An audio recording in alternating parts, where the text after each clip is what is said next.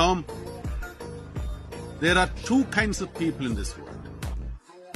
Those who care a lot about money and those who don't give a damn. I don't give a damn. ഇതിലും നല്ലൊരു retirement plan കിട്ടുമെന്ന് എനിക്ക് തോന്നുന്നില്ല.